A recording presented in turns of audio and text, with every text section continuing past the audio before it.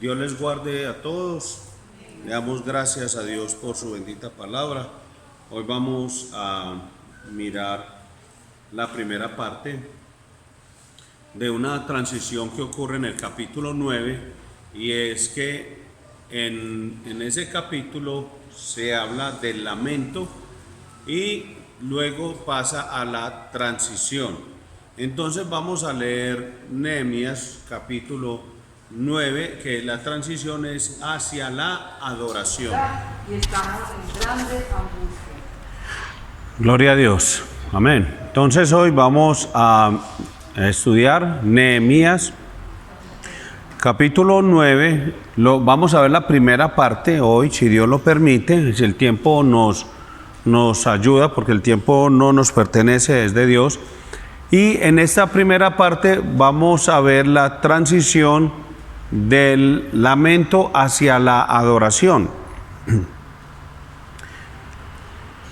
Juan Calvino dijo que nuestro corazón es una fábrica de ídolos, y eso es una tremenda verdad.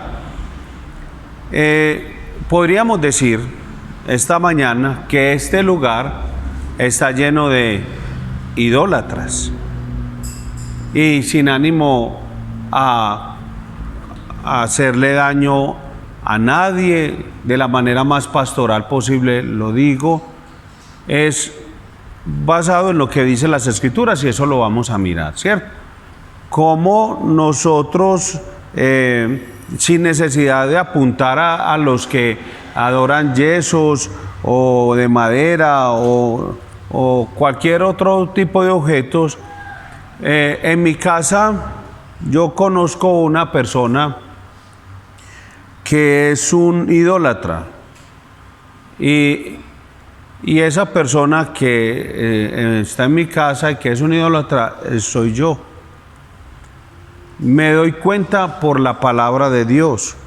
Todos somos adoradores. La pregunta es, ¿qué o a quién adoramos? Esa es la pregunta que tenemos que resolver a medida que vamos estudiando la palabra de Dios. Tal vez no lo hemos considerado, pero podríamos estar pecando de idolatría sin saberlo, o a lo mejor sí. Y lo que buscamos siempre por medio del estudio, la enseñanza o la predicación de la palabra de Dios, es que si durante el mensaje entonces nos damos cuenta de que estamos pecando de idolatría, que estamos adorando o amando más a otras cosas o personas que al único Dios verdadero, entonces estamos en el lugar indicado, en el lugar adecuado, porque nuestro pecado por la palabra de Dios va a ser expuesto, y a la vez vamos a recibir de la gracia de Dios para que nos arrepintamos, porque la gracia de Dios está disponible para nosotros esta mañana por medio de Jesucristo. La Biblia dice que este evangelio es digno de ser recibido por todos, dice la Escritura. ¿Y cuál es el evangelio? Que Cristo Jesús vino al mundo a morir por los pecados. ¿Y qué más dice? Y yo soy el primero. Y cuando lo dice el apóstol Pablo, y lo decimos esta mañana, no es en una falsa humildad, sino en un reconocimiento. Cristo vino a morir por pecadores y somos pecadores. Entonces la gracia de Cristo está disponible para nosotros esta mañana, pero es necesario que la palabra de Dios nos lleve a nosotros al entendimiento, al reconocimiento, a la aceptación de que en realidad hay algo o alguien en este mundo a lo que nosotros le damos más adoración que al Dios Trino, que al Señor, al único Dios verdadero. Entonces, en este pasaje que vamos a ver, a los levitas, al pueblo de Dios, llevado a una fuerte convicción de pecado. ¿Después de qué? De que han escuchado las Escrituras y producen ellos arrepentimiento confesión de pecado, y obviamente eso les otorga a ellos la libertad para responder al Señor de una forma que produce el verdadero y genuino arrepentimiento, adoración también genuina. Cuando no hay un verdadero arrepentimiento, no hay adoración genuina. Si yo no me arrepiento verdaderamente de mis pecados, finalmente estoy adorándome a mí mismo, entonces soy un idólatra. Pero cuando hay un verdadero arrepentimiento a partir de una verdadera confesión del pecado, entonces voy a darle a Dios una adoración que es auténtica y que es genuina. Entonces veamos qué nos dice la Biblia acerca de esto en Nehemías capítulo 9, versículo 1 al 37. Le decimos al Señor, que es nuestro Padre, que nos hable, que nos enseñe y que nos instruya en esta mañana, que corrija y reprenda nuestros corazones, porque necesitamos ser transformados, ser examinados por la palabra.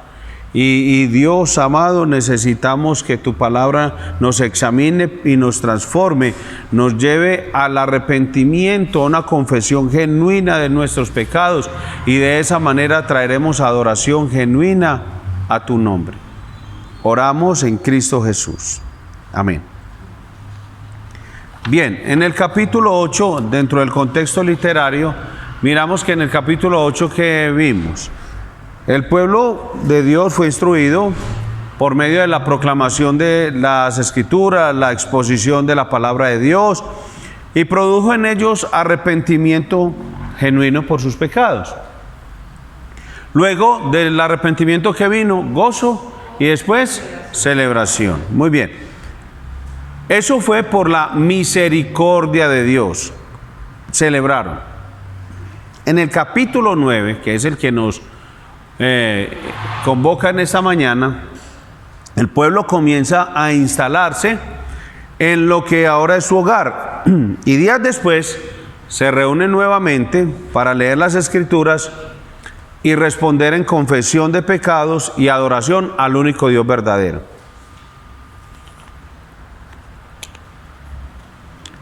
Que la palabra de Dios nos lleve a reconocer si es Dios el objeto único de nuestra adoración, o si nos hemos hecho nuestros propios dioses. Y si es así, que nos arrepintamos, que roguemos a Dios verdadero por el perdón del pecado y de la idolatría. Y eso solo el Espíritu Santo lo puede hacer. Yo puedo pensar, no, pastor, yo idólatra no soy. No, yo tengo un corazón puro, limpio y sin mancha. Bueno, yo no puedo hacer el papel del Espíritu Santo en tu vida. Yo no soy ni mucho menos la persona indicada para convencerte. Es Dios el Espíritu Santo. Pero lo que yo sí debo permitir es que la palabra de Dios y rogarle a Dios, habla a mi vida para que yo pueda identificar si en realidad eres el objeto único de mi adoración, o si hay algo o alguien que yo adoro más o amo más que a Dios. Y la palabra y Dios el Espíritu Santo es lo único que nos hace darnos cuenta de cuántas veces, por ejemplo, algo tan sencillo como pensar que alguien me está quitando el tiempo, la reputación, que me va a hacer perder un hijo, un trabajo, todo eso, uno creería que eso, y cuando usted habla en esos términos, por lo general, es que usted y yo estamos en el centro, y Dios ya no es el objeto de adoración. Cuando antes yo glorificaba a Dios, por ejemplo, por el trabajo, entonces ya soy con rabia, airado, enojado, murmurador, quejoso, contra los que son posibles personas que me van a hacer perder el trabajo. Y uno dice, ya César, te hiciste en el centro. y ya ahora no adoras a Dios por el trabajo, sino que te adoras a vos mismo por el trabajo que ganaste, que conseguiste, que con esfuerzo lograste, ¿cierto? Entonces yo veo al hermano Héctor con sus muchachos, por ejemplo, y entonces cuando ya estén más grandes, adolescentes y jóvenes, entonces llega un muchacho y los invita a la esquina a tomar fresquito, y él dice, no, porque yo todo lo que he hecho por criar estos hijos bien iba a llegar ese y me los va a dañar. Él se puso a quién en el centro. Porque, no, por eso lo digo, porque todavía son unos pequeñines. Hay tiempo para pensar y meditar en eso. Porque uno piensa que es que son los otros los que me van a quitar lo que yo he hecho y construido y tal. No, dice, mijo, te pusiste en el centro. Dios dejó de ser la fuente, el soberano, el que gobierna, el que domina. O sea, estás creyendo que vos con tus manipulaciones y tus truquiñuelos y tus cosas y tus palabras de convicción y tu abrirle los ojos para que no caiga, no, hiciste que tus hijos fueran tremendos ministros del evangelio. No, uno no hace eso. Sí, es solo una pequeñísima ilustración, pero yo sé que cada quien, Dios el Espíritu Santo, le mostrará por la palabra. Bien, estudiamos entonces esta historia en dos puntos principales. Lo primero es, en los versículos 1 al 5a, leer y escuchar la palabra de Dios produce arrepentimiento y confesión de pecados.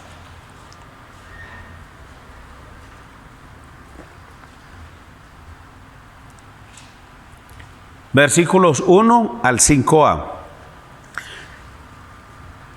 Leer y escuchar la palabra de Dios produce arrepentimiento y confesión de pecados. Y vuelvo, insisto, por eso la iglesia no debe sino enseñar la palabra de Dios. El otro punto es los versículos 5b al 37. El arrepentimiento y la confesión de pecados nos lleva a la adoración a Dios.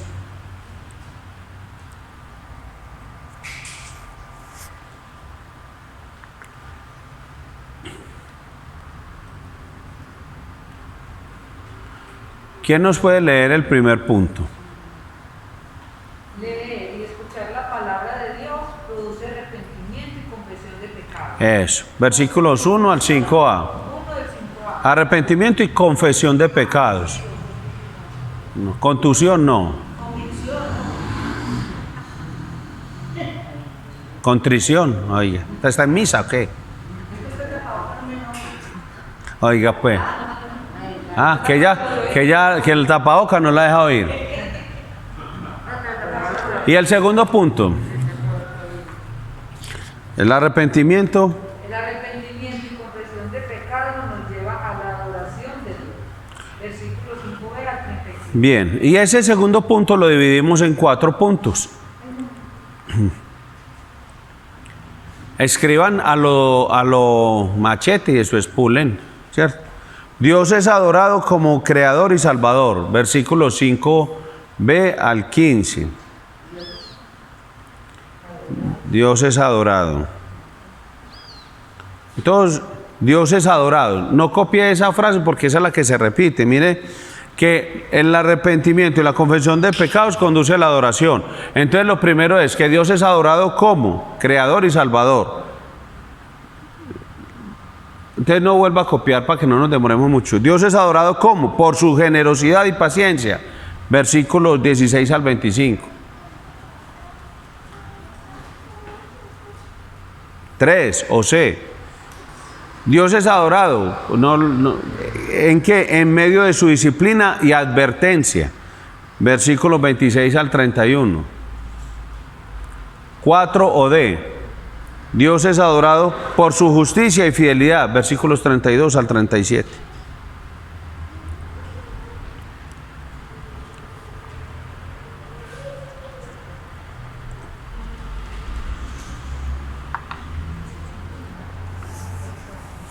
¿Alguien los copió? Lo repito. ¿Aleida los copió? Hágale. Dios es adorado como creador y salvador. Dios es adorado como Ahorita decimos los versículos. su generosidad. Perdón, su generosidad y paciencia. en medio de su disciplina y advertencia, y justicia y fidelidad. Exacto. Y en todas Dios es adorado. Y los versículos los vamos viendo a medida que vamos compartiendo la enseñanza.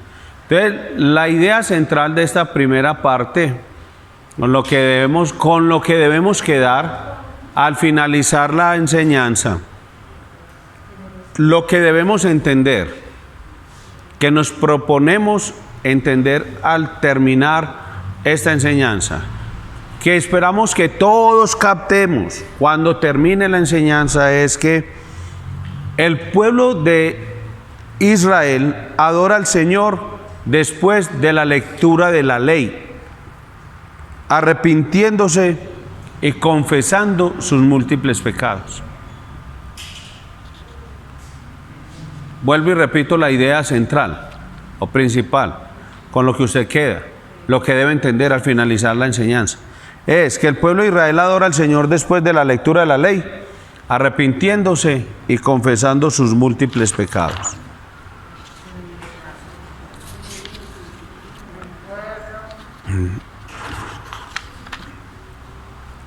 Vamos al primer punto. Leer y escuchar la palabra de Dios produce arrepentimiento y confesión de pecados. Versículos 1 al 5a. El día 24 del mismo mes, los hijos de Israel se reunieron ayunos con saco y ceniza sobre ellos. Y los del linaje de Israel se separaron de todos los extranjeros y confesaron sus pecados y las iniquidades de sus padres. Y puestos de pie en su lugar, leyeron en el rollo de la ley del Señor su Dios la cuarta parte del día. Y durante otra cuarta parte hicieron confesión y se postraron ante el Señor su Dios. Luego subieron al estrado de los levitas Jesús, Bani, Cadmiel, Sebanías, Buni, Serebías, Bani y Kenani, y clamaron a gran voz al Señor su Dios.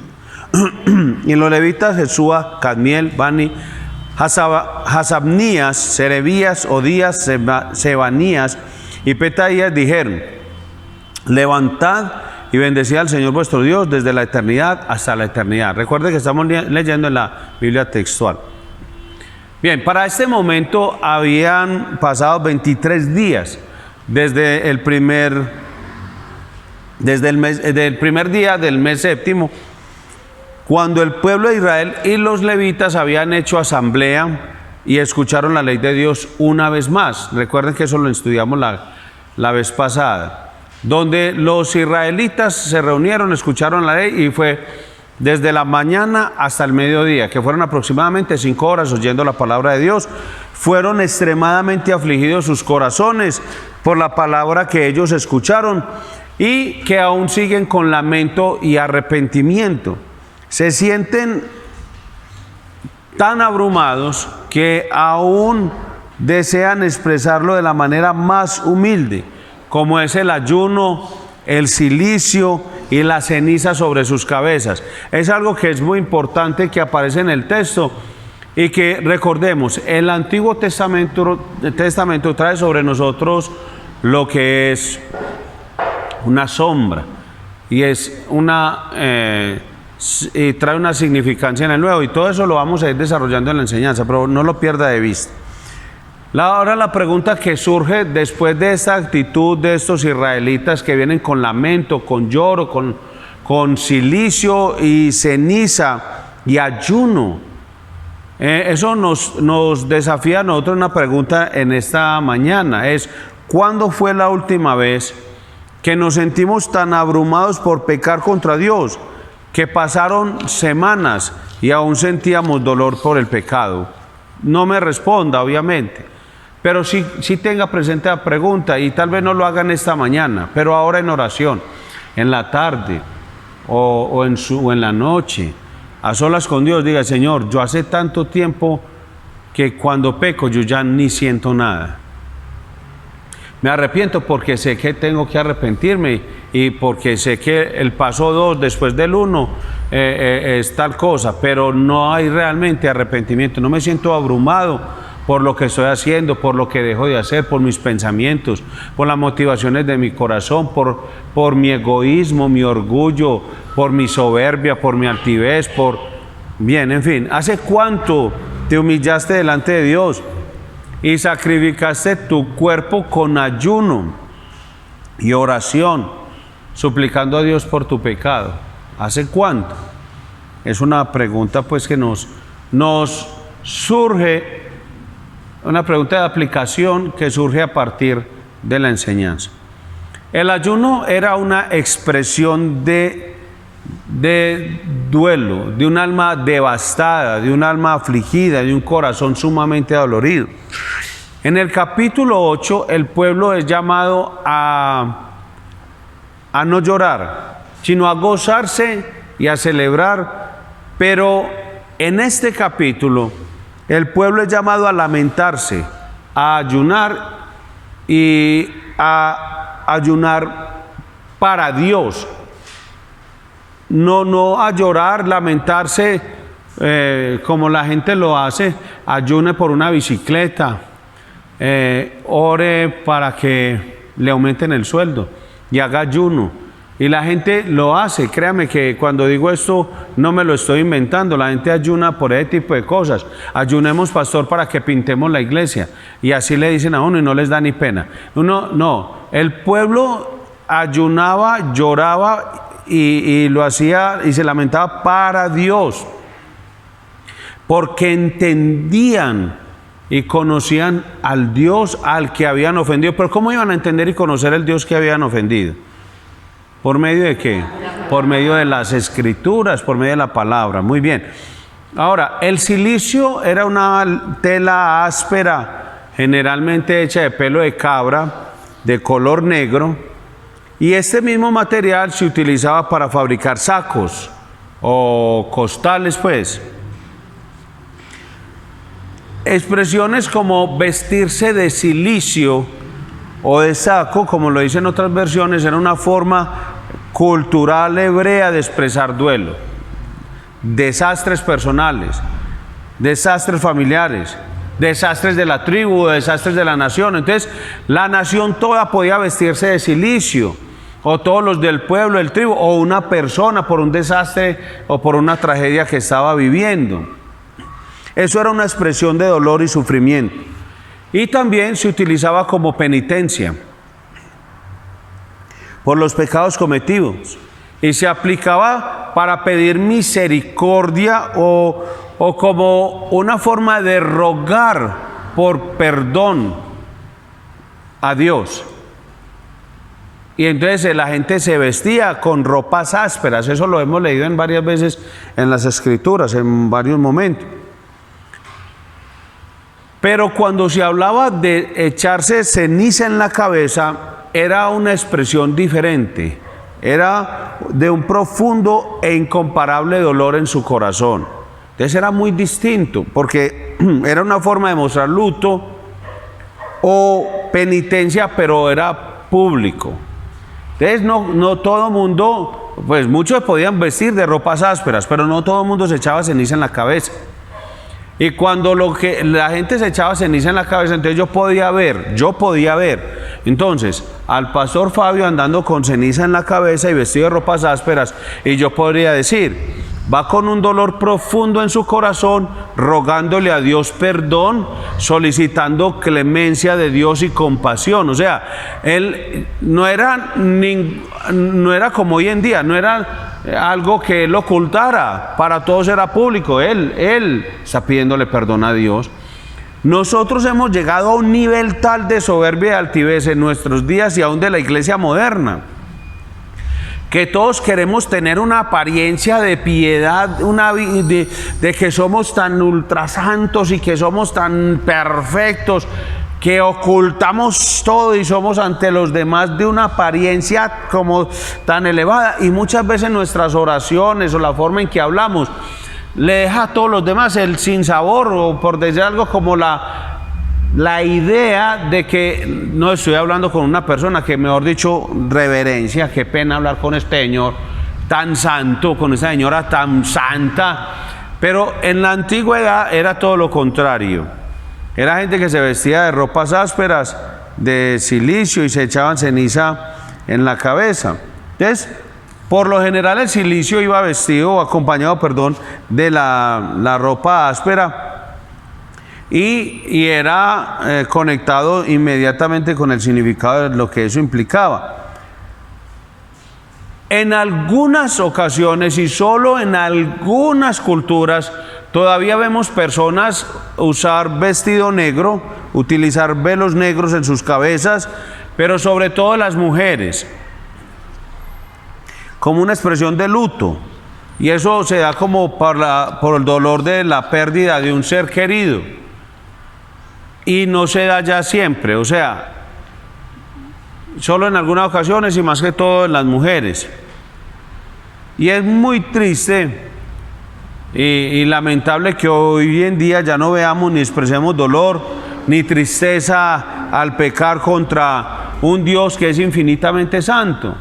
No le estoy diciendo a usted que se vista de luto siempre para ir a todas partes, pero si lo traemos en contexto pues de la enseñanza, solo de la enseñanza, para que mañana no me van a venir todos de negro, o porque dicen, no es que el pastor dijo que nos vistamos de negro y que nos pongamos el mantico negro y tal cosa, no.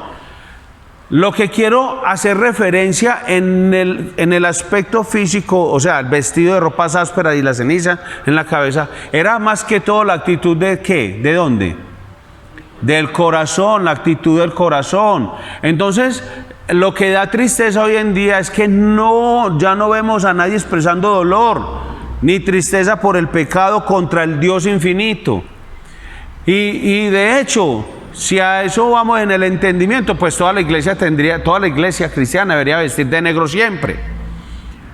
Parecía, pero ¿por qué? Pues en el contexto de la enseñanza nomás, pues para que no me coja la enseñanza por la cola. Sería de siempre decir, no es que, ¿cómo ofendo a Dios? ¿Cómo le hablo así a Leida? ¿Cómo le hablo así, hombre? ¿Por qué le hago yo esto, hombre? ¿Por qué le dije lo que le di? ¿Por qué sabiendo que ella necesita tal cosa y yo teniéndola, hombre? Y yo, ¿por qué me quedé como guardado, hombre? ¿Por qué, hombre? Yo vi a Lorena y sabía que hoy no está de cumpleaños, ¿cierto que no? Eso. Sabía que está de cumpleaños y en lugar de felicitarla me dices que el que no sabía, hombre, ¿por qué soy así, hombre? Y sé que el pastor Fabio tenía un dolor de una uña enterrada y en lugar de preguntarle cómo sigue y todo, pues como esa parte del cristianismo, soy como indiferente, como si no le hubiera pasado nada.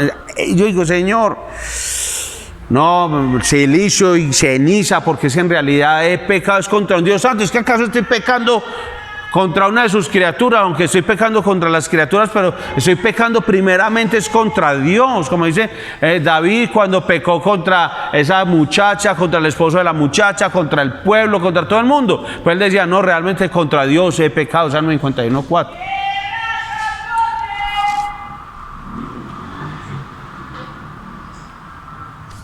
Ya nos cambiaron de aguacates por tierra de capote.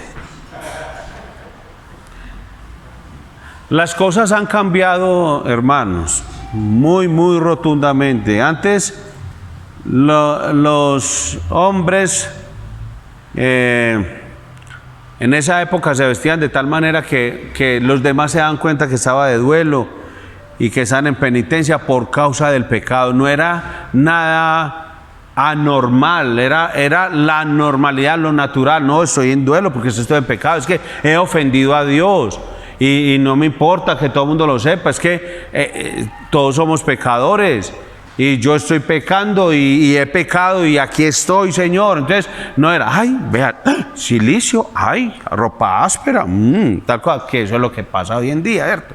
Que precisamente es por eso que ahora es todo lo contrario, que el hombre es tan intencional en ocultar su pecado y se siente muy satisfecho cuando comete pecado y cree pues que nadie lo vio. Sí lo vieron, Dios lo vio, pero cuando cree que comete el pecado y que nadie se dio cuenta, que hizo lo que hizo y nadie dio cuenta, y el hombre se siente orgulloso y satisfecho como me salí con la mía y soy muy vivito. Hombre, qué cosa tan terrible. En lugar de sentir vergüenza, dolor y tristeza, el hombre se siente satisfecho. Y en las revistas Jet Set y todas esas revistas de farándula y todas las redes sociales están llenas de chismes y exposición del pecado. Entonces la gente dice, este ya tiene la segunda novia, este la segunda esposa, se divorció 3 veces, este hizo tal cosa, tal, y la gente cuenta todos esos pecados como si fuera un motivo de orgullo. Y la gente se encuentra en la calle y dice, ¿qué hubo? ¿Qué más? ¿Cómo estás? No, con un guayabo, hermano, me pegué una borrachera. Y la gente dice, ve, ¿y estuviste con fulana? Ah, sí, hermano, estoy saliendo con verana. Y todo ese tipo de cosas. La gente exhibe y se alegra de exponer su pecado.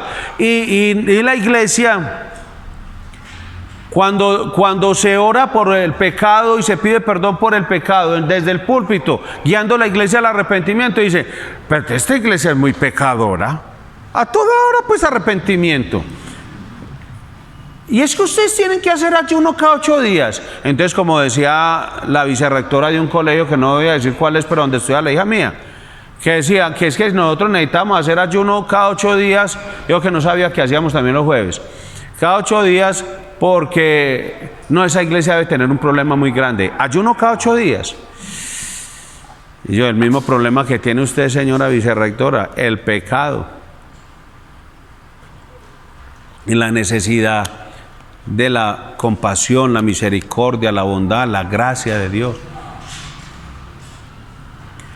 Podría uno hacerle la pregunta, doña señora, ¿hace cuánto usted no se humilla en ayuno y no siente dolor por el pecado cometido? Y probablemente le responda, no, es que yo no peco. Yo no peco hace por ahí 3 o 4 meses. A lo mejor le responderán a uno así, porque es que el desconocimiento de las Escrituras lo que no me lleva a mí al arrepentimiento. El desconocimiento de las Escrituras no me lleva a la confesión de pecado. Es que la lectura de las Escrituras es el primer punto, ¿cierto? ¿Cuál es?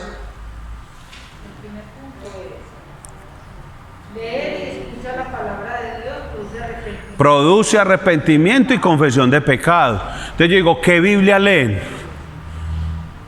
¿Y cómo leen la Biblia? Que no les produce arrepentimiento y confesión de pecados. Un dolor genuino por haber ofendido a un Dios que es infinitamente santo. Qué dolor ofender a Dios. Entonces el pueblo de Dios volvió a leer el libro durante la 4ª parte del día. Una 4ª parte del día. ¿Qué significa eso? Durante 3 horas. En el día lo dividían así, ¿cierto? En 4 partes. Y cada parte en 3 horas. Y no es que dice, en la tercera vigilia de la noche. Ustedes han leído pues acerca de Jesús orando en el huerto del Getsemaní, y en la segunda vigilia. Y él los volvía, o sea, Jesús oraba 3 horas, iba por los muchachos y decía, hey, sabemos la historia. Y en esta está diciendo que leyeron la Biblia 3 horas, ¿cierto? Y otra 4ª parte del día postrados confesando sus transgresiones. Mire, leen la Biblia 3 horas y luego se van 3 horas ¿a qué? A orar, postrados, confesando sus transgresiones. Hermano, es que eso es lo que produce la lectura y la predicación de la palabra de Dios. Debe producir en nosotros confesión de pecados, debe producir en nosotros un deseo ahí mismo de ir a Dios. Y Señor, pues aquí estoy, ruego por misericordia y perdón.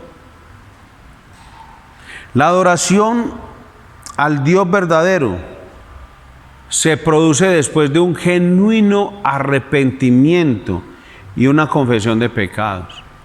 Mire, hermano, usted no va a encontrar en alguien que no se arrepiente y confiese sus pecados una adoración al Dios verdadero. No. Él de pronto, cuando canta, inclusive puede cantar un himno bíblico.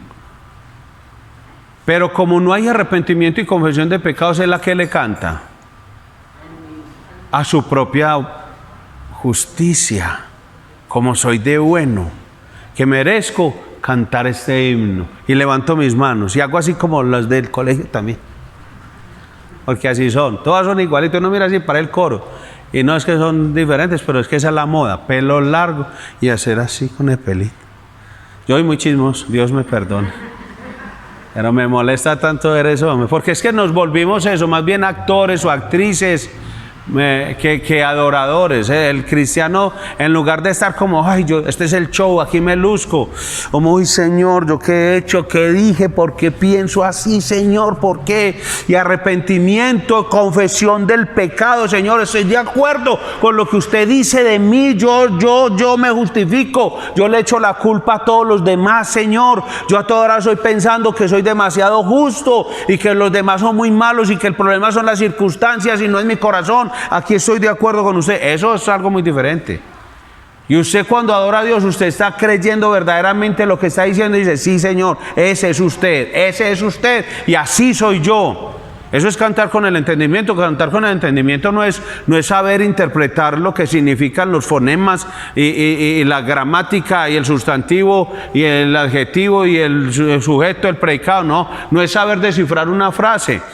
No, a eso no se refiere cantar con el entendimiento. Es saber quién es Dios y saber quién es usted y conocer qué es el pecado y cuánto le ha hecho a usted y cómo Dios por su gracia le ha perdonado sus pecados. Un Dios que es infinitamente santo le ha extendido la gracia para que usted se arrepienta y saber que eso está en las Escrituras. Y también entender que usted va creciendo en su santificación personal, que es algo que usted sabe, sí, Señor, yo estoy de acuerdo con usted. Y el hecho de que sepa que todavía no he llegado al punto no significa entonces que eso sea un permiso, una licencia para abusar de la gracia. Señor, aquí voy, Dios, anhelando alcanzar la meta por la cual fui nacido en Cristo. O sea, ese entendimiento, eso es cantar con el entendimiento.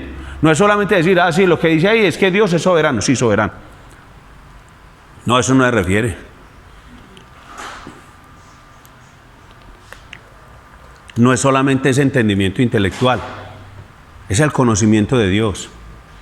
Pero eso lo trae una enseñanza de la palabra de Dios, lectura de la palabra de Dios, arrepentimiento y confesión de pecados. ¿Me llevan a una qué? ¿Conducen a una qué? Adoración verdadera. Ahí todavía no hemos llegado a ese punto, pero lo estamos mencionando ahora. Cuarta parte del día, postrados, orando, rogando. Mire, el arrepentimiento genuino y la confesión del pecado son producto de la lectura y la predicación de la palabra de Dios. Cuando se instruye al pueblo, los levitas se dirigen a Dios para expresarle que su pueblo lo alabará, lo adorará recordando su carácter, sus prodigios a lo largo de toda la historia. Mire lo que dice el 5b, ahí está. Bendecida Jehová vuestro Dios desde la eternidad hasta la eternidad. Y bendígase el nombre tuyo, glorioso y alto sobre toda bendición y alabanza. Están diciendo, el Señor es digno de ser adorado. Él es digno de ser alabado. Y en términos simples, alabar a alguien es hablar bien de ese alguien. Entonces lo que están diciendo es, el pueblo hablará bien del Señor. Ellos expresarán lo que es correcto durante todo este pasaje acerca de Dios. Y lo leemos ahí. Entonces ellos comienzan alabando a Dios, quien ha sido, es y será la fuente de todo objeto, o el objeto más bien de toda la alabanza de su pueblo. Él es Dios y es digno de toda la alabanza de su pueblo. Antes de que algo fuera creado, Dios ya existía, como estudiábamos el domingo. Dios es el autoexistente. Cuando Él le dice en Éxodo 3:14 a Moisés, Él le dice, bueno, y cuando ellos me pregunten tu nombre, ¿qué les digo? Y él le dice a Moisés, el Señor le dice a Moisés, le dice, yo soy el que soy, dígales eso. Dígales que soy el Dios de su padre Abraham, Isaac y Jacob. Dígales eso, yo soy el que soy. Y antes de que Abraham, Isaac y Jacob fueran creados, yo ya soy. Antes de que existiera el primer rayo de luz, yo soy. Antes de que Adán y Eva fueran creados, yo soy. No, yo fui. No, yo soy. Porque Él es el Dios eterno. No el Dios que, bueno, podemos decirlo y para nuestro entendimiento y ayuda podríamos decir, el Dios que fue, que es y será, porque eso está contenido dentro de la palabra eterno, que es el Dios que es eternamente eterno. El autoexistente, que no tiene principio ni fin, que no tiene una causa del por qué es Dios, sino que Él es la causa de por qué todas las demás cosas existen. Y si usted hace el seguimiento de cualquier cosa creada, siempre va a llegar a la fuente, a la causa que es Dios. Todo ha sido creado por Dios y para Dios y por Dios. O sea, como dice la Escritura en Romanos 11:36. Todo es de Él, por Él y para Él. Por eso a Él toda la gloria por los siglos de los siglos. Amén. Romanos 11:36. Bien. Entonces, la creación podría desaparecer y Dios seguiría siendo Dios. Él, al ser Dios autoexistente, Él no necesita de ninguna de sus criaturas para existir o para ser feliz o para estar completo. Esa falsa idea de que Dios creó al hombre porque es que él estaba muy triste en la eternidad y que entonces creó un hombre como para que él, como un juguete más bien, es lo que están diciendo en esa enseñanza, como si fuera un juguete, y él creó como para sentirse contento y tener como con qué jugar. No, cuando dice Dios creó al hombre porque Él quiso, dentro de su propósito soberano y su voluntad soberana, Él quiso hacerlo, pero no es que Dios necesitaba algo para ser completo, para poder ser completamente feliz, o sea, como que le faltara algo para ser feliz. No. Esa es una enseñanza falsa. Dios no me necesita a mí para ser feliz. Dios no me necesita a mí para ser completo. Él no necesita a ninguna de sus criaturas. Toda la creación se acabó y punto. Y Él sigue siendo Dios, porque Él es Dios. Él es el gran yo soy, el eterno, el increado, el Dios alto y sublime. Y los levitas se ponen de pie y le levantan y ponen de pie a todo el pueblo. Y les dicen: levántense, bendigan a Jehová vuestro Dios desde la eternidad hasta la eternidad. Versículo 5. Ahora que ya vimos que leer y escuchar la palabra de Dios produce arrepentimiento, veamos que en la segunda parte, el arrepentimiento y confesión de pecados conducen a la adoración a Dios. Entonces vamos a ver 4 formas en las que Dios es adorado después que un pecador se arrepiente y confiesa sus pecados. Todos somos pecadores, por eso el Evangelio es para nosotros. Y por eso, como somos pecadores, tenemos que confesar nuestros pecados. Y si yo ya he puesto mi confianza en Jesús, no lo hago para salvación. Pero tengo que confesar mis pecados, tengo que ir a Dios en arrepentimiento, en dolor, en llanto, en lamento y hasta en ayuno, porque es un Dios infinitamente santo a quien yo he ofendido. Me levanto y me pongo de pie y alabo a ese Dios porque me ha perdonado.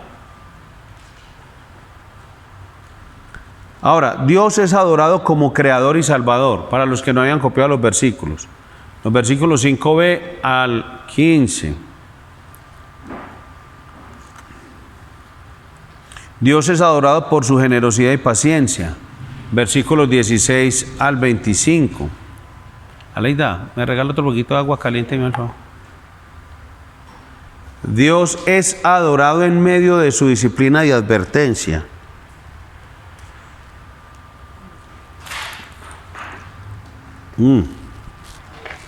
Démosla ahí.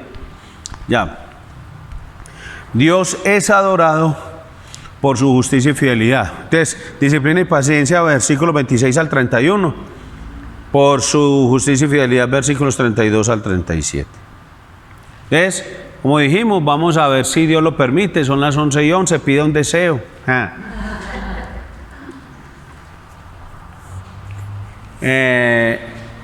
Y no lo cree uno, y hay gente que es, aún conociendo a Cristo, son muy agoreros.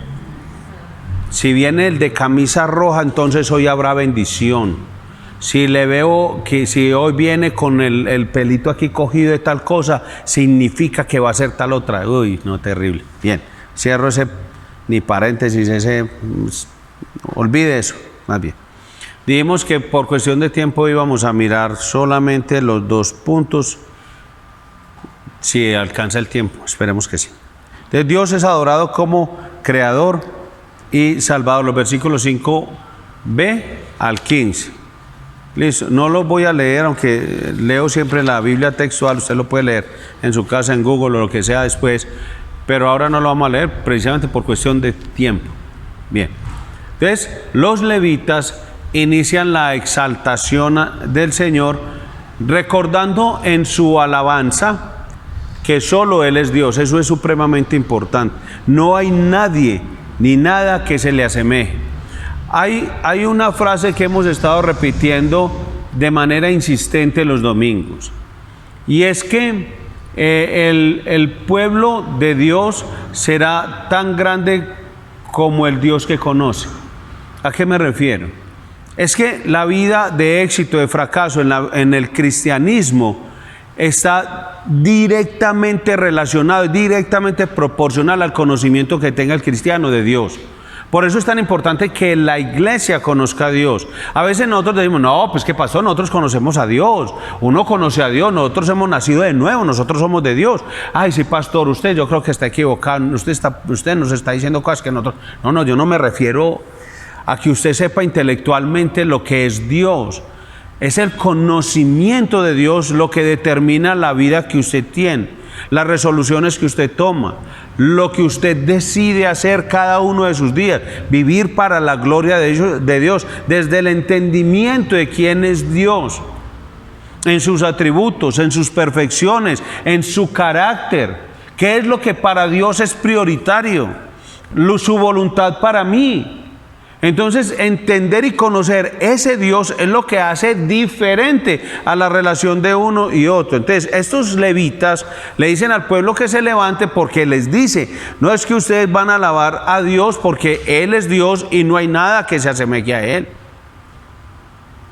Los hombres pueden hacerse muchos ídolos, muchos dioses, pero ningún Dios producto de la imaginación del hombre podrá jamás ser igual o más alto que el Dios de Israel. Es lo que están diciendo. No importa usted qué Dios, por eso es tan terrible el tema de la idolatría cuando lo menciona la Biblia, tan horroroso, tan abominable, porque si usted está poniendo una criatura en el lugar que solamente le corresponde a Dios. De ahí que necesitamos que Dios, el Espíritu Santo, sea el que examine nuestro corazón por medio de su palabra, porque mi corazón es engañoso y perverso. Y el mismo Dios, por medio del profeta Jeremías, dice, ¿y quién lo conocerá? Solo yo, dice el Señor. Él solamente sabe cuando yo me estoy engañando a mí mismo y me estoy convenciendo a mí mismo de que mi trabajo, mi entretenimiento o mi familia o la iglesia o una actividad de la iglesia no se me está volviendo algo como un Dios. Solo Dios es Dios. Nada ni nadie jamás podrá usurpar el lugar que le corresponde al Señor. Y es probable que ellos le estuvieran exaltando y reconociendo o recordando lo que dice la palabra de Dios en Deuteronomio 6:4, lo que se llama la Shema, que oye Israel, Jehová uno es, Deuteronomio 6:4. Entonces ellos lo estaban exaltando como único Dios y lo exaltan como Dios es creador. Lo que hemos leído, Dios es creador.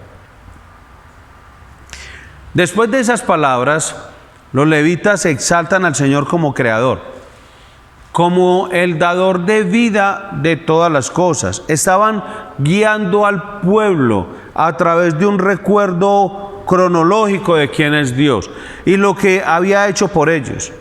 Entonces era apropiado que comenzaran a exaltar a Dios por lo que Él es como creador, diciéndole, antes que el mundo fuera, solo Dios es. No solo Dios era, aunque podríamos decirlo, y usted no se va a ir para el infierno por eso, ni ellos se iban a... Pero es que nos enseñemos a hablar de Dios en términos del eterno Dios. Entonces, antes que el mundo fuera, Dios es. Y los levitas estaban conduciendo al pueblo para que adoraran a Dios, porque eso le da todo el sentido a todo lo demás. De hecho, el Génesis 1:1, esa es la afirmación. Dios da por sentado, o sea, Dios no le está explicando al hombre por qué Él es Dios, ni le está diciendo, es que yo soy Dios, créame, porque es que yo tal cosa. No, Él dice, en el principio creó Dios los cielos y la tierra, y punto. O sea, de una vez se ha por sentado la existencia de Dios en las Sagradas Escrituras. Entonces lo apropiado es empezar a adorar a Dios. Los levitas lo están conduciendo a eso, a adorar a Dios por quien es Él, el Creador. Dios es el Creador, y eso le da piso a todo lo demás que usted va a decir acerca de Dios. Porque si usted y yo, como dice Hebreos 11:6, porque sin fe es imposible adorar a Dios, o ¿por qué razón? Es que sin fe no puedes agradar a Dios, no puedes honrar a Dios sin fe. Porque es que para tener fe, o para poner tu confianza en ese Dios, el Dios que salvó, Hebreos 11, soy en Hebreos 11, es necesario que el que se acerca crea que le hay. Es que tenés que empezar por creer que Dios es el Creador, o sea, que Él está el Dios. Por eso es una adoración verdadera que surge y es producto de la lectura y la predicación de la palabra de Dios. Entonces, si no se predica la palabra de Dios en la iglesia, si le doy reflexioncitas a la gente y los mantengo entretenidos, si no le enseño las Sagradas Escrituras, la gente no va a arrepentirse de cuáles pecados va a confesar y a cuál Dios va a adorar. Eso no produce, recuerde, es que es el uno va tras otro, y esto produce esto en la vida del creyente. Lo estamos viendo en las Escrituras.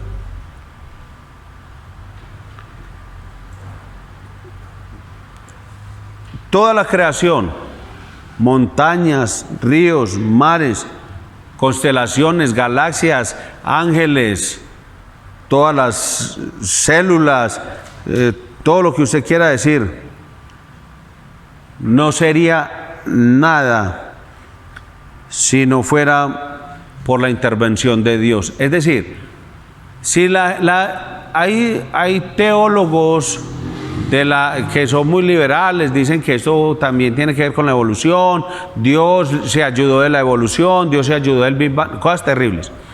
Hay unos científicos que ya sabemos pues que ellos hablan de varias teorías acerca de la existencia de las cosas.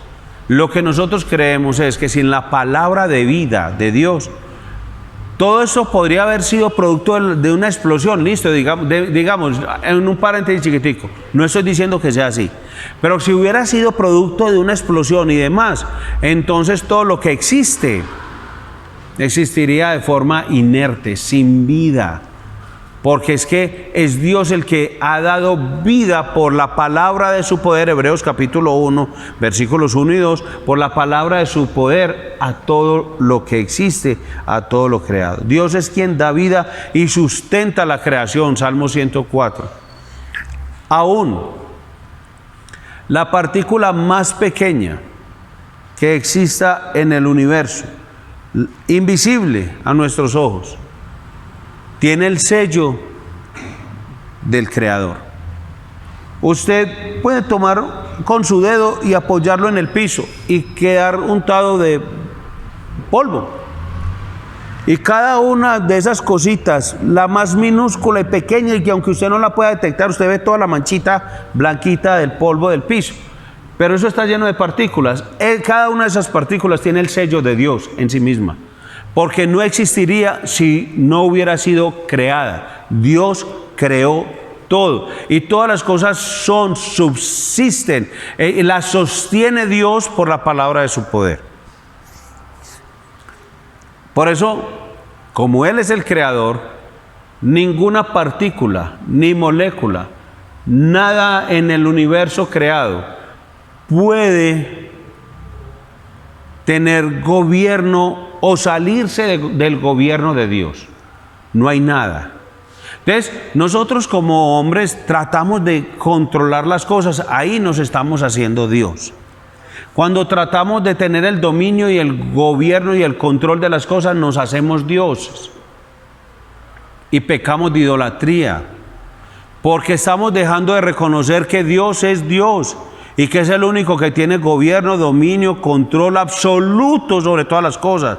Entonces, pueden decir que viene el meteorito, pueden decir que arrojaron más COVID, ya no es 19 sino 25, pueden sacar los SARS que sea, pueden hablar de lo que sea los seres humanos y sin entrar en soberbia o altivez por esas cosas, tenemos que decir nosotros desde la palabra que ahí sí no es soberbia ni altivez. Decimos, es que Dios ha hablado, Él está en su trono y todo lo que quiso ha hecho y sigue haciéndolo porque Él es Dios.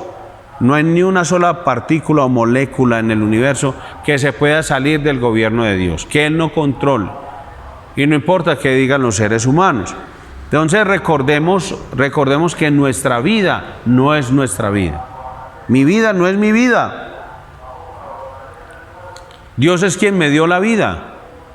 Así que le pertenece a Él.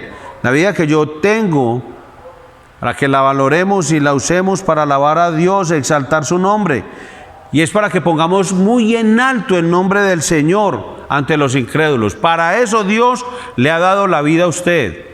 Efesios capítulo 1, versículos 4 al 12 dice que es que hemos sido creados para la alabanza de la gloria de su nombre. Es decir, César, usted fue creado por Dios y es salvo para que exalte, adore, alabe el nombre del Señor frente a los incrédulos, para que le conozcan por medio de la predicación del Evangelio. Para eso es. Tu vida no es tu vida. Dios nos hizo. Y si Dios me hizo, eso me hace responsable ante Él. Él es el creador. Aún si usted sale aquí y al frente hay un árbol y hay unas hojas secas, aún la hoja seca ya a punto de morir es más hermosa que lo mejor que haya hecho cualquier hombre. Y cuando nosotros ahora podemos decir, oiga, el pastor, usted está enloqueciendo. Cuando uno tiene la posibilidad de ver un documental, que lo hacen hombres desde la perspectiva de la ciencia, y bueno, es normal, y ellos explican científicamente la composición de esa hoja y la amplían la imagen a millones de veces y tal cosa, uno dice, ¿qué hombre en el mundo entero podrá jamás crear algo tan espectacularmente perfecto, admirable y asombroso como todo lo que Dios ha hecho, así sea una hoja seca? Porque empiezan a desglosar todo el tema de la perfección de la conexión de la hoja al árbol y todo eso, y explican cómo dejó de ser o cómo era primero. Y uno dice, sencillamente, el hombre por eso tiene juicio sobre sí mismo, porque en lugar, Dios se reveló a los hombres por medio de todo lo creado desde antes de la fundación del mundo, dice Romanos 1:18, y la ira de Dios se revela desde el cielo contra toda impiedad y injusticia de los hombres, porque dice el mismo texto, hasta el 21 y 25, dice que en lugar de darle gloria a Dios por lo que conocen, adoran las criaturas en lugar del Creador, y el hombre entre más conoce, menos gloria le da a Dios.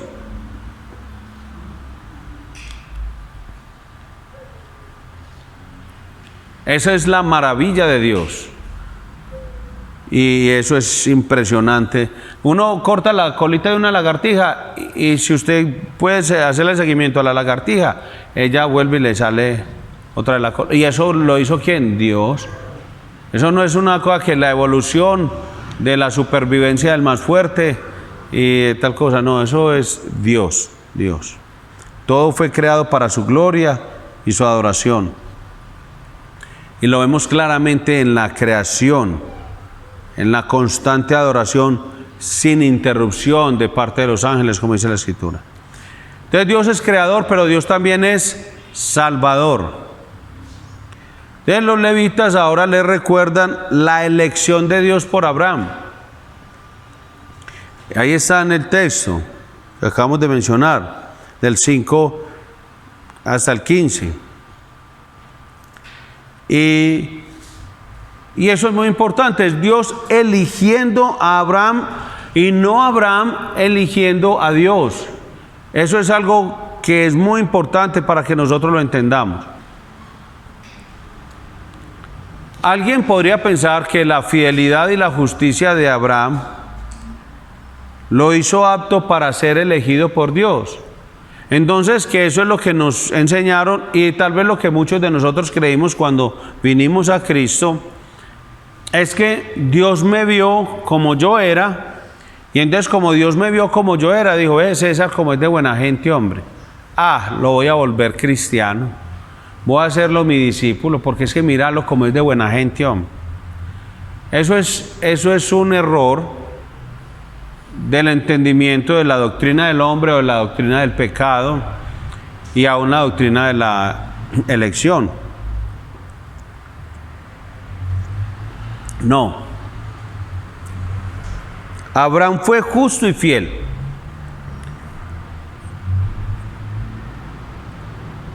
Y no tiene nada que ver con el hecho de que Dios lo haya elegido. Lo eligió porque quiso.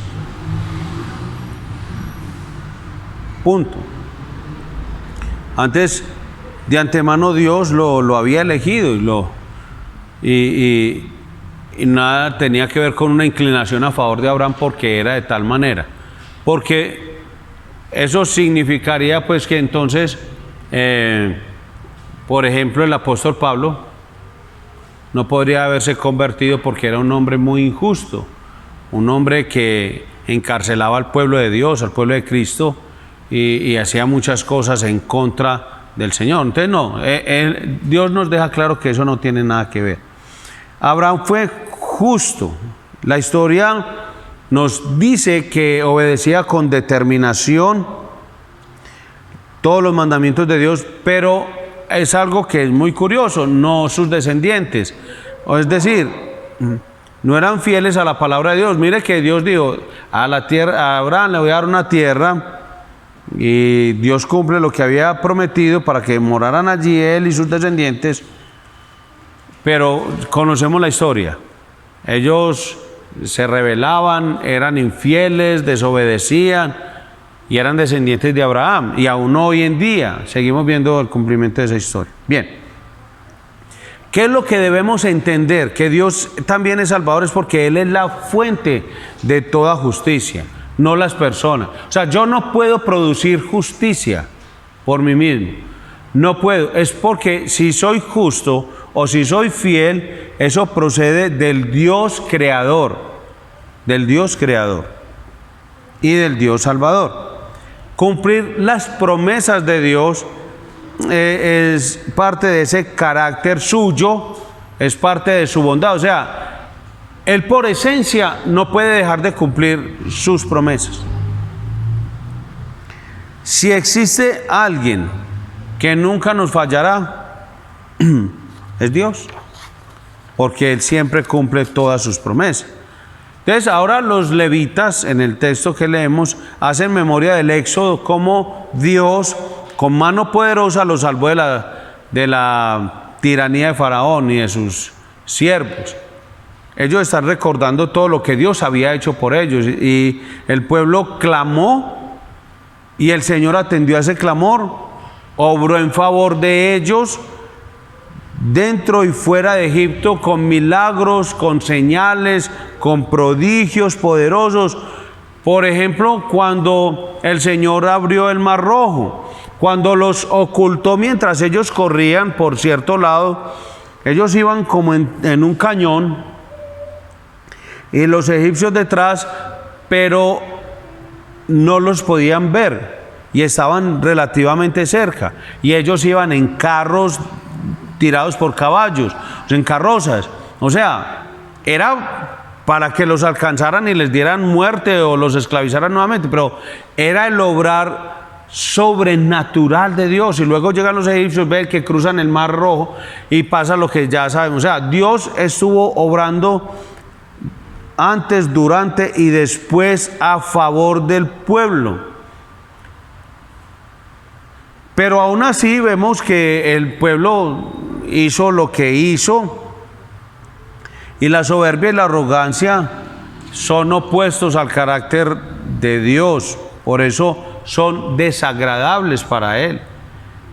Cuando hay soberbia y arrogancia, y los egipcios actuaron con soberbia y prepotencia, pero Dios los humilló, los castigó, como dice la Escritura, enviándolos al fondo del mar. Dios lo hizo y su nombre fue engrandecido a perpetuidad. No el nombre de los israelitas, sino el nombre de Dios. Eso nos tiene que dar a nosotros esperanza. Ese texto de Nehemías capítulo 9, del 5 al 15. Porque nos está diciendo que Dios no es ajeno a nuestro clamor. Es decir, cuando ellos clamaron, Dios los escuchó y actuó a su favor. Hizo cosas inimaginables y el nombre de Dios fue exaltado. Que Él atiende a su tiempo y concede sabiamente lo que es para nuestro bien. Y voy a poner el ejemplo del hermano Edwin. Dios pudo haber evitado que él entrara en COVID de una vez. Ese sería un milagro. Entonces alguien que nunca le haya dado COVID dice, no, pues ahí orándole al Señor a ver si, no, mío, es que sobre usted está operando un milagro de Dios que no le ha dado COVID en ese tiempo.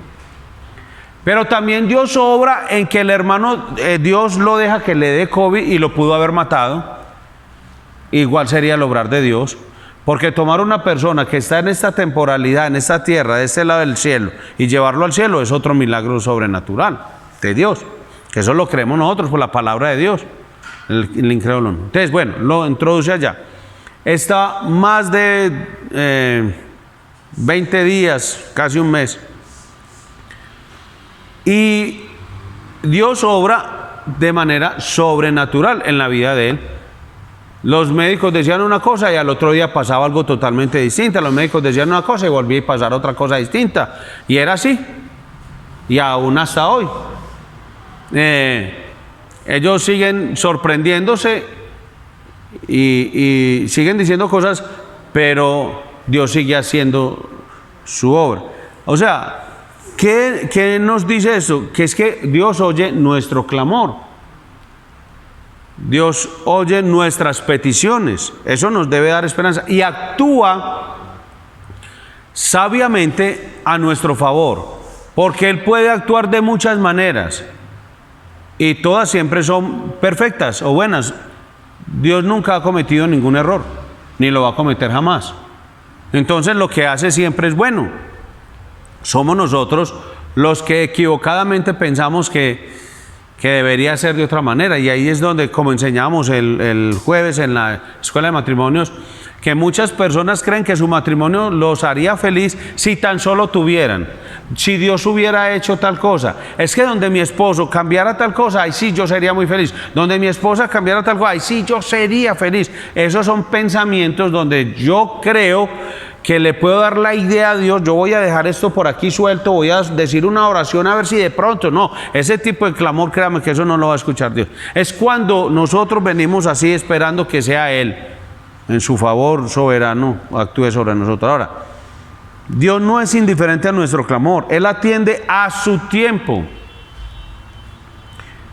Y nos da lo que es para nuestro bien, lo que sabe que es mejor para mí.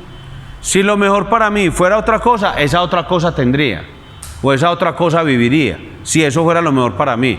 Porque es que Dios no está jugando caprichosamente conmigo como parqués, como bueno, vamos a ver a quién metemos a la cárcel. Sí, César, cárcel. No, así no es Dios. Él no está jugando a los dados conmigo. Él está actuando sabiamente para cumplir sus propósitos y su voluntad soberana y eterna. Miren, En el desierto el sol es tan sofocante de día que las personas se pueden morir de sed. Se mueren literalmente, se secan y mueren en el día. Y en la noche, entonces, se puede subir a temperaturas de 50 grados centígrados. O sea, una piedra, una roca, las miden, hay gente que se dedica a eso, y en el día crecen. Una roca del calor, la textura, no es que crezca una piedra no puede crecer, pero aumenta el tamaño. Y cuando está en la noche, se reduce el tamaño del frío. O sea, usted podría morir de hipotermia en el desierto, o en el día morirse de la sed en el desierto. ¿Y Dios qué necesidad cubrió de ellos?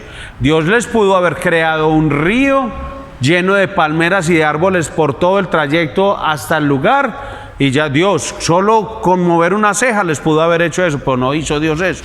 Es que Dios es infinitamente sabio y los llevó, pero habían dos necesidades ahí básicas, que necesidades era cubrirlos de ese sol sofocante y del frío asesino de la noche, y les daba una columna de fuego en la noche que no solo iluminaba el camino, sino que les daba calor, y en el día los cubría con su sombra.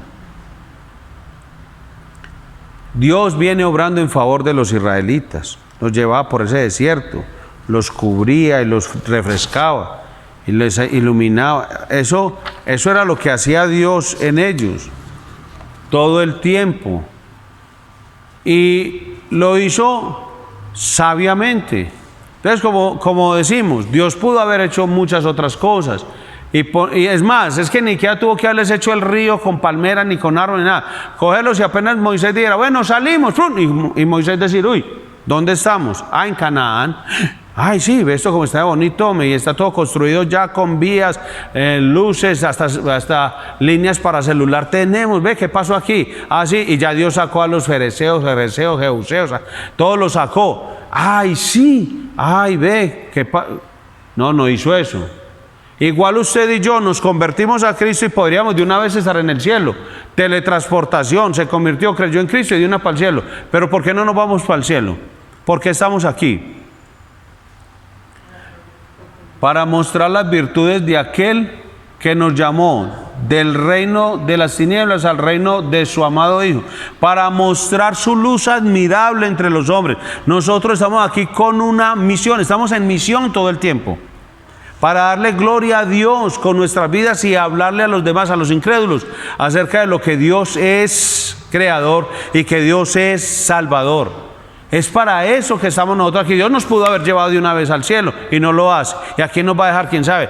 2 días, 2 meses, 2 años, 2 décadas, no sabemos. Pero el tiempo que Dios nos deje aquí no es para que nosotros vivamos para nosotros mismos, como dice 2 Corintios 5:15. Es para que vivamos para aquel que murió y resucitó por nosotros. Y como dice el versículo 20, para que seamos embajadores, heraldos, mensajeros del único mensaje que vale la pena dar la iglesia, y es que Cristo Jesús es Dios, creador y salvador.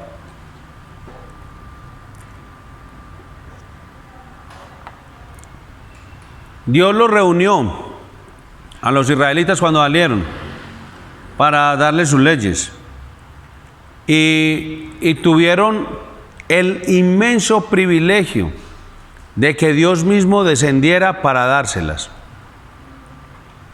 Les dio mandamientos y prohibiciones a través de Moisés, siervo del Señor.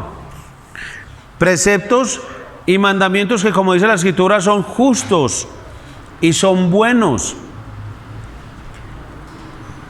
para hacer que los judíos tuvieran una buena vida, una vida notable, diferente al resto del mundo. Dios había separado a ese pueblo para él y les dijo, ustedes van a vivir así, y ustedes van a vivir de una forma mejor y considerablemente mejor y más notable que todos los demás pueblos del mundo. Así les habló Dios. para que otras naciones vieran la bondad y el cuidado que Dios tenía de Israel. La Biblia dice, y hemos leído en Nehemías, Dios les alimentó. Sus bocas se llenaron de comida y su sed fue saciada con agua todo el tiempo. Todo eso, ¿por qué lo hizo Dios? Por gracia, por pura gracia. El maná del cielo y el agua de la roca proveyeron milagrosamente necesidades físicas de los israelitas. En el desierto, una tierra árida, seca, estéril, pero Dios les dio alimento y bebida. Sin eso ellos se mueren, pero Dios les estaba diciendo a ellos por medio de eso: yo soy la vida y yo puedo darles vida, y el que viene a mí recibe vida. O sea, era un mensaje continuo, de una dependencia absoluta de la vida por parte de Dios. Él los condujo y estuvo con ellos hasta que entraron a la tierra prometida. Dios lo prometió y Dios lo cumplió. Él dijo, vamos a llegar a tal parte y allá vamos a llegar. ¿Qué promesa tenemos nosotros ahora? ¿Qué esperamos? ¿Qué miramos?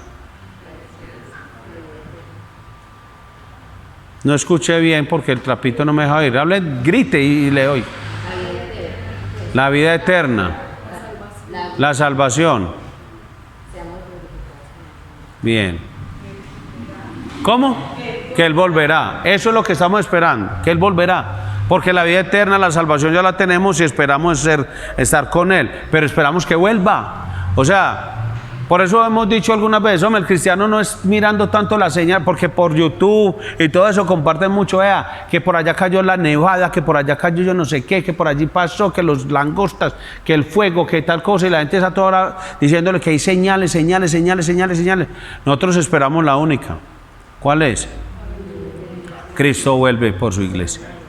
Entonces, tenemos esa esperanza. Él dijo, así es. Él les dijo, los va a llevar a Canaán. Les dijo muchos años antes y allá estaban.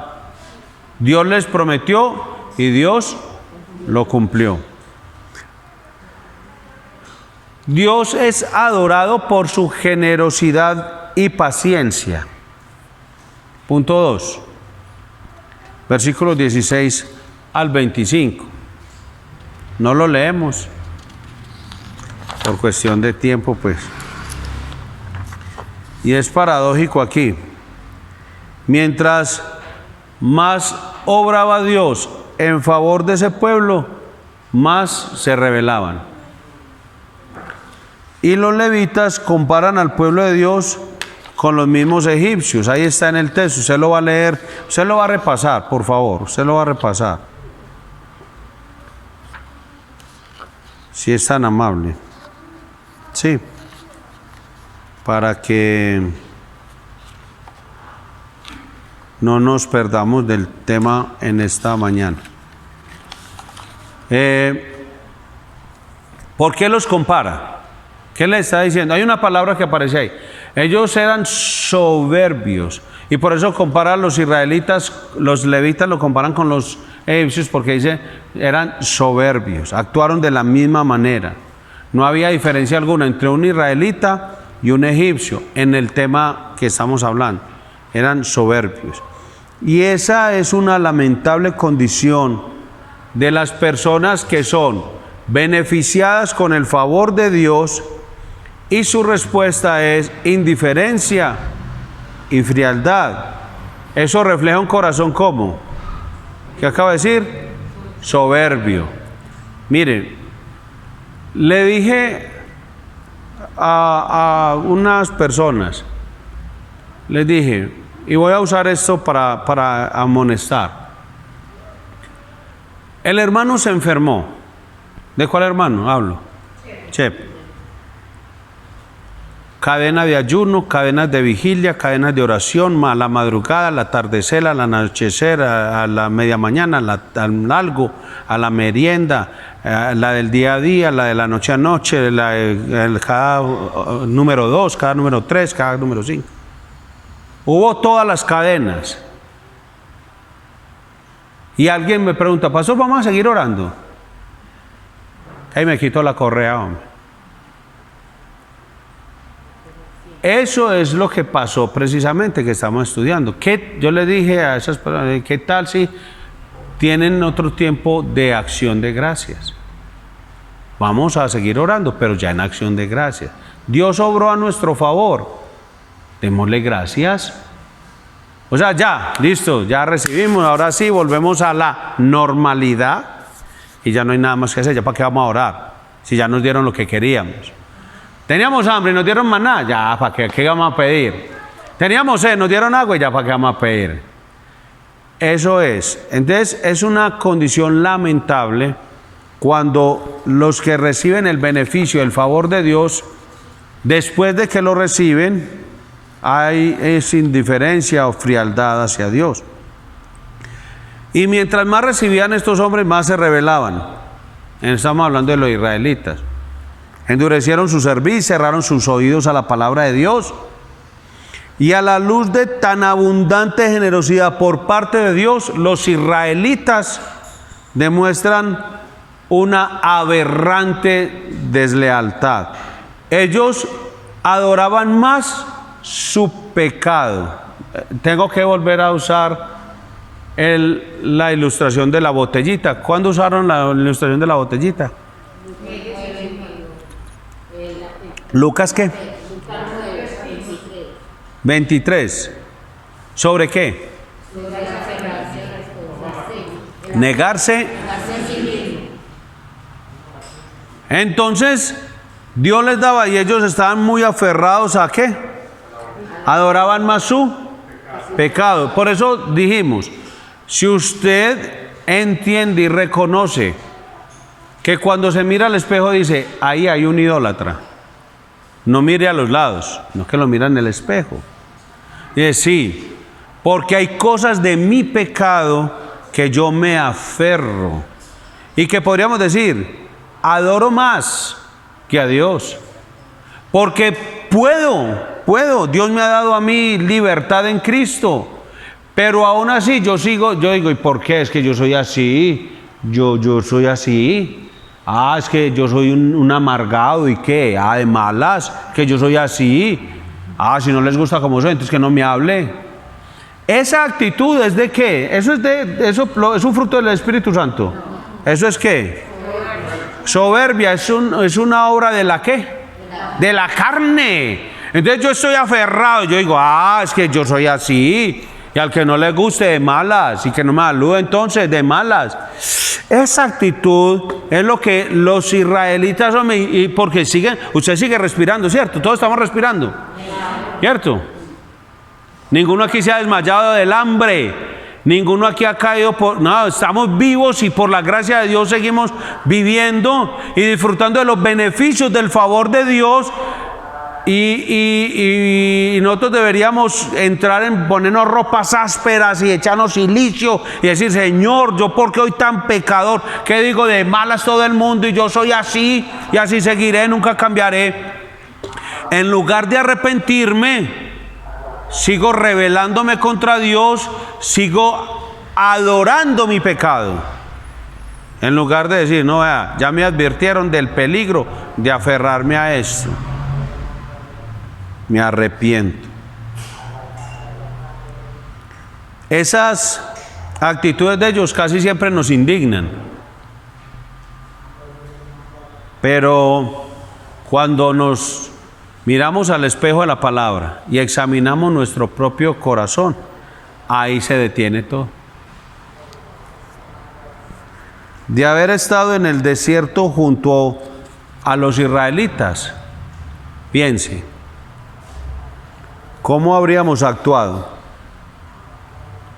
Yo creo que hubiéramos también amado más nuestro pecado que a Dios. ¿Cómo es que dice la frase de Carlos Spurgeon. Con el pecado del otro es muy fácil ser juez. Con el pecado propio es muy fácil ser abogado. Cuando soy yo el que he pecado, ahí mismo busco todas las justificaciones y me defiendo. Acusando a otros o digo, no, lo que pasa es que Patricia, es que ella, fue por culpa de ella, porque pequé contra ella. Me justifico. Pero cuando otro peca contra mí, yo ahí mismo 10 dedos y cada uno dispara en señalamientos, porque es muy fácil ser juez. Entonces yo miro a los israelitas y me indigno, pero me miro en el espejo y me veo ahí. ¿Por qué respondemos con un corazón frío e indiferente ante tanta bondad desbordante de un Dios misericordioso?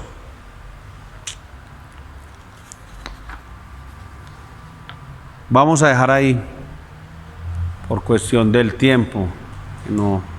Hoy no terminé ni la primera parte, pero qué afán tenemos. Si estamos aquí, si Dios quiere, si tenemos la vida que Él nos da, aquí estaremos compartiendo eso.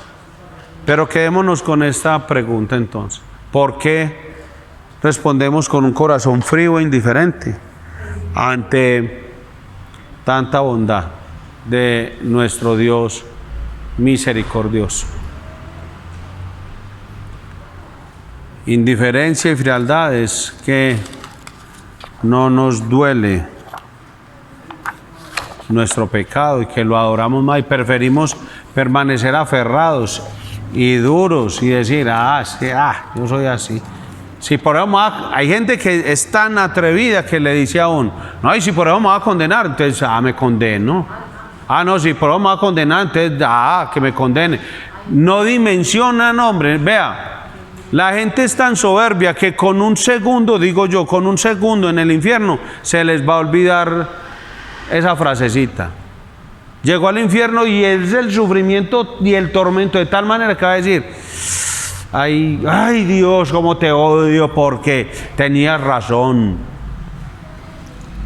Porque la gente en el infierno no va a arrepentir. Seguirán odiando a Dios. Imagínense aquí en la tierra, oyendo la palabra, viendo estas maravillas. ¿Usted cree? Usted puede tener la persona en eso de la ceja, que es una cascadita. ¿Cómo es que se llama eso?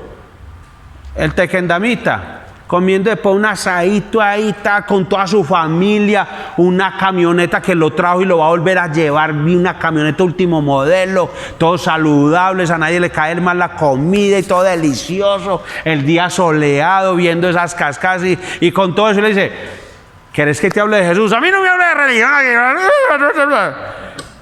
Con todas esas maravillas, ¿usted cree que en el infierno va a decir, ay sí, gloria a Dios? ¿Usted cree? Mentiras de Satanás para que la gente se quede con una poquita esperanza de que de pronto Dios allá va a decir, sí, míralo como está arrepentido, qué pecado, saquémoslo del infierno. Mentiras de Satanás, porque del infierno no lo saca nadie. Igual del cielo no te va a sacar nadie. Si estás en Cristo, el Señor te glorificó. Él ya lo da por hecho. Ya estás escrito en lo que dice Apocalipsis, que habían multitudes de tribus, pueblos, lenguas y naciones, y que la gente adoraba y todo. Y lo que vio Juan es lo que todavía no ha pasado, pero va a pasar. O sea que ¿quiénes van a estar ahí? Juan nos vio a nosotros. Juan nos vio a nosotros allá. Él lo que vio, estábamos ahí. Y eso a mí me da mucha esperanza. No sé qué va a pasar en este mundo y por cuánto tiempo, pero tengo esperanza que lo que Dios prometió se cumple. Dios, te doy gracias en el nombre de Jesús, porque la mayor promesa de todas, que Jesús, tu Hijo, iba a ser enviado a esta tierra a vivir como nosotros y a cumplir toda tu palabra. Y dentro de esa palabra, ir a la cruz y sufrir y morir para luego resucitar y ascender. Esa palabra tuya es verdadera, se cumplió perfectamente. Y hoy, gracias a esa obra de Cristo Jesús, soy salvo. Gracias por perdonar mis pecados. Gracias por salvarme, Padre Celestial, por medio de Jesucristo tu Hijo. Gracias, Dios amado, porque tu palabra me asegura que todo lo que has dicho es verdad, y puedo estar plenamente confiado que mi vida y la de mis hermanos está en tus manos, y no hay nada ni nadie que pueda entorpecer tus planes, Dios. Ayúdanos a tener este entendimiento siempre permanente y claro en nuestras mentes y corazones, para que vivamos, Señor, con el propósito con el cual nos has creado, para la gloria tuya, para que hablemos de lo que eres, el Dios creador, el Dios salvador, para que los incrédulos crean por el mensaje de tu palabra, porque estamos convencidos que tu palabra en nosotros trae arrepentimiento, confesión de pecados y una adoración verdadera, Señor. Queremos vivir para tu gloria, vivir para adorarte siempre. En el nombre de Jesucristo oramos, Señor, dándote gracias. Amén y amén. Hermanos, que Dios les siga bendiciendo.